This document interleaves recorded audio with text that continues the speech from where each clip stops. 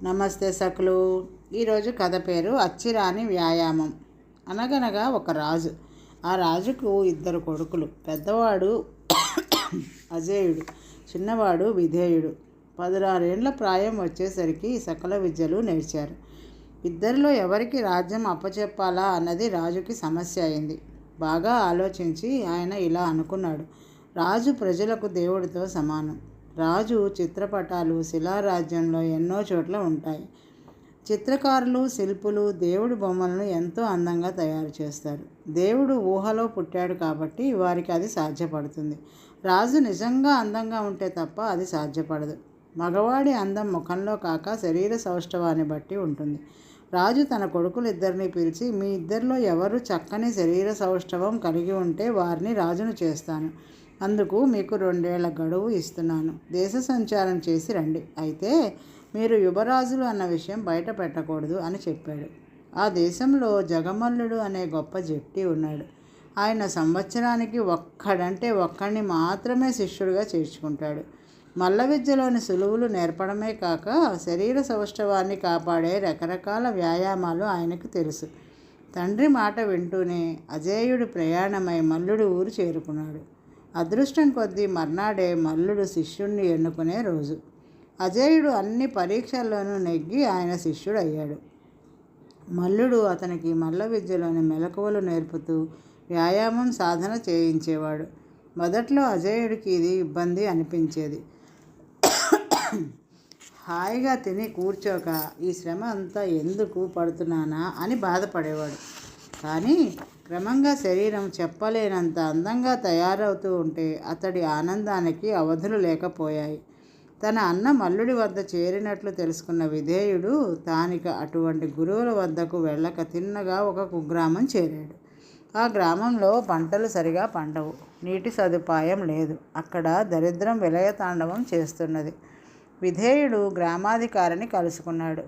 గ్రామంలో అందరూ కలిసి పనిచేస్తే గ్రామం బాగుపడడానికి ఎంతో కాలం పట్టదని ఆయనకు చెప్పాడు. ఇది విన్న గ్రామాధికారి అతన్ని ఎద్దేవా చేస్తే తానెవరైంది చెప్పేశాడు. హడలిపోయిన గ్రామాధికారి గ్రామస్తులందరినీ సమావేశపరిచి వారికి విధేయుడిని పరిచయం చేశాడు. విధేయుడు వారికి తన అభిప్రాయం చెప్పాడు. ఈ గ్రామానికి ఒక శాపం ఉన్నది. మా కృషికి ఫలితం ఉండదు అన్నాడు ఒక వృద్ధుడు. ఆ శాపం తొలగిపోయింది కాబట్టే నేను మీ గ్రామానికి వచ్చాను. మీరందరూ నేను చెప్పినట్లు వినాలి. వినని వారికి శిక్ష పడుతుంది. నా మాట వింటే మీ కృషికి ఫలితం లభించేలా చేసే బాధ్యత నాది అన్నాడు విధేయుడు. అతడి మాటలు కొందరికి ఉత్సాహం కలిగించాయి. కొందరు భయపడ్డారు. చివరికి అందరూ అంగీకారం తెలిపారు. గ్రామం అంతా కలిసి ప్రతిరోజు కష్టపడి పనిచేసేవారు. ఆ విధంగా బాటలు వేశారు. చెరువులు నూతులు తవ్వారు. చెట్లు మొక్కలు నాటారు. మొదటి సంవత్సరం పంటలు ఒక మాదిరిగా పండాయి. అయితే చెరువులు నిండాయి. మొక్కలు పెద్ద పెద్ద చెట్లయ్యాయి. గ్రామస్తులను సోమరితనం పూర్తిగా వదిలిపెట్టింది. ఆ కారణంగా మరొక ఏడాదికి గ్రామం సుభిక్షమైంది. విధేయుడు గ్రామస్తులకు వీడ్కోలు చెప్పి తండ్రి వద్దకు తిరిగి వెళ్ళాడు. అప్పటికి అజేయుడు రాజధానికి చేరుకుని సంవత్సరమైంది. రాజు ఇద్దరు కొడుకుల్ని పరీక్షించి శరీర సౌష్ఠవంలో ఒకరినొకరు తీసిపోకుండా ఉన్నారు. కానీ అజేయుడు రవ్వంత మెరుగేమో అని అనిపించింది రాజుకు. ఆయన ఇద్దరి కథలు విన్నాక అజేయుడు కలుగచేసుకుని, నేను ఏడాదిలో సాధించిన శరీర సౌష్ఠవాన్ని తమ్ముడు 2 ఏళ్లలో కానీ సాధించలేకపోయాడు.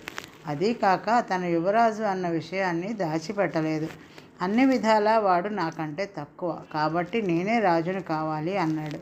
రాజు నవ్వి అందుకు, రాజ్యం అంటే మట్టి కాదు, మనుషులు. రాజు ఆ మనుషుల బాగు కోసం శ్రమించాలి. తాను ఏం చేసినా తన కోసం కాక 10 మందికి ప్రయోజనం కావాలి. నువ్వు వ్యాయామం చేసి నీ శరీరాన్ని ఎంతో శ్రమ పెట్టావు. అది నీ శరీరానికి మాత్రమే అందాన్ని ఇచ్చింది. విధేయుడు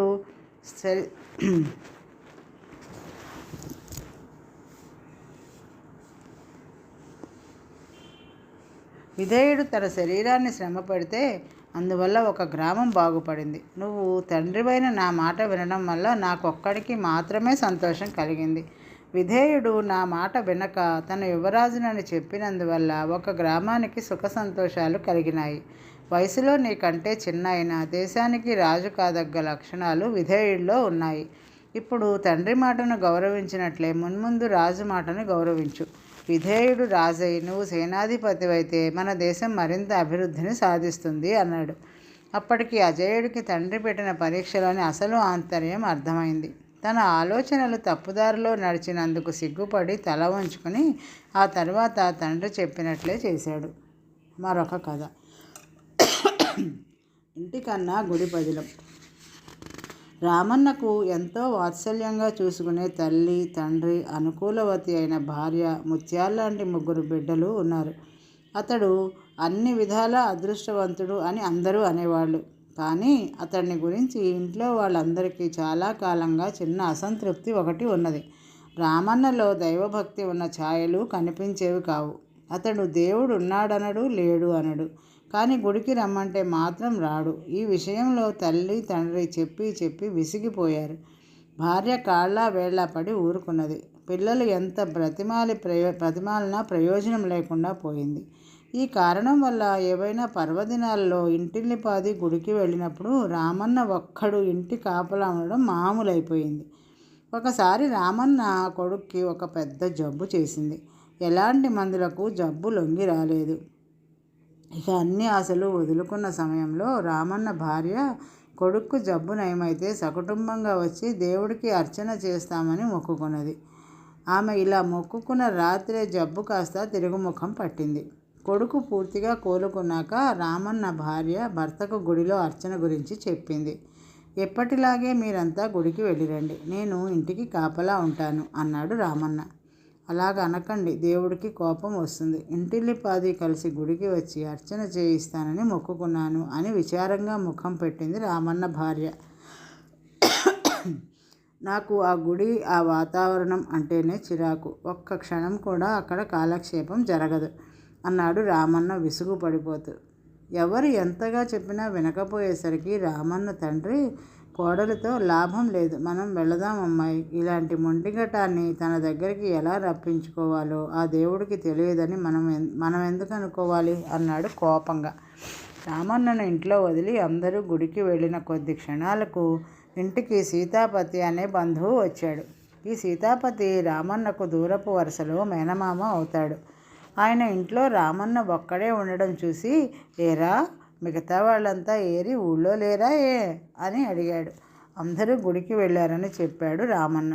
మరి నువ్వెందుకు వెళ్ళలేదు అని సీతాపతి రామన్నని అడిగి, అతడు ఏదో చెప్పబోయేంతలో పోనీ లేదు, అంతకంటే పుణ్యం గిట్టుబాటయ్యే పని నేను చెప్తాను అంటూ కింద పరిచి ఉన్న చాప మీద కూర్చుని సంచిలో నుంచి ఒక పుస్తకం తీసి, ఇది భగవద్గీత, ఇందులో మొత్తం 18 అధ్యాయాలు ఉన్నాయి, మొత్తం శ్లోకాలు కంటతా పట్టేశాను, అప్పచెప్పుకుంటావేంటి అన్నాడు.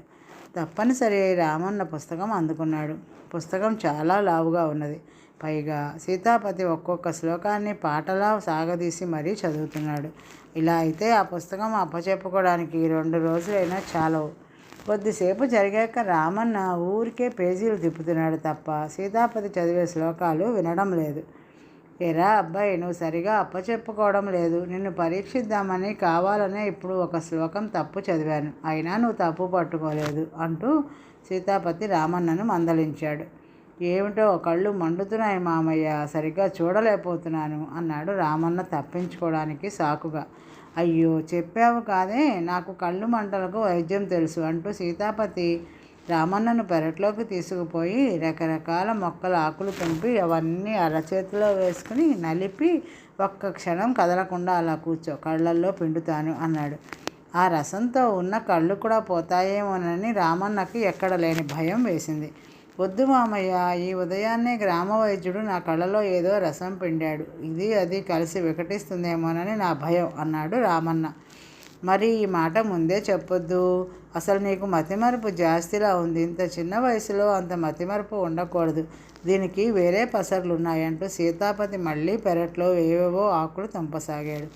ఇది చూసి రామన్నకు గుండె పీచుమన్నది. అతడు సీతాపతితో, మామయ్య, దేవుడంటే నీ అభిప్రాయం ఏమిటి అన్నాడు.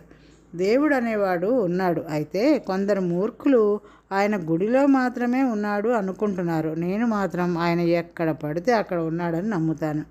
అందుకే నేను దేవుణ్ణి ఎక్కడైనా ప్రార్థిస్తాను, కానీ గుడిలో మాత్రం ప్రార్థించను అన్నాడు సీతాపతి. నిజంగా నువ్వు గుడిలో అడుగు పెట్టవా మావయ్య అన్నాడు రామన్న ఆతృతగా. పొరపాటున కూడా పెట్టను అన్నాడు సీతాపతి.